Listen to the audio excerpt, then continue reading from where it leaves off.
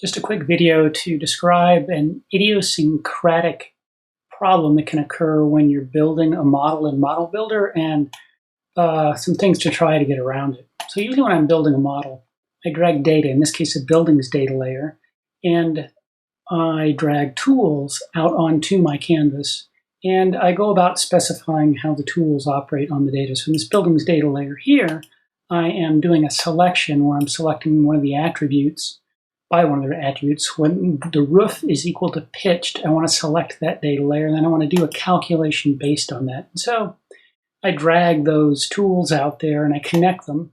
And sometimes when you do this connection and you open the Model Builder tool to specify what's happening, it doesn't recognize in these later tools what the building layer or the layer contains, and doesn't give you the right field names or a list of fields that you can operate on down here.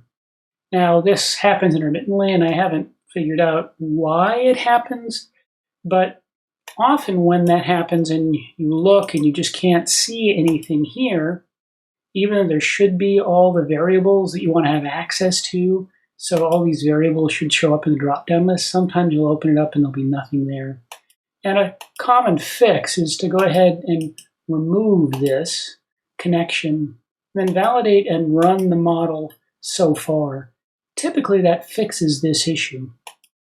So running the model up to the piece that doesn't seem to work often helps. Now, you do that a lot of times for a lot of different issues. What you'd want to do then is inspect a layer to make sure the right things were selected at any step along the way. So don't be afraid to break a link and do that run to that point.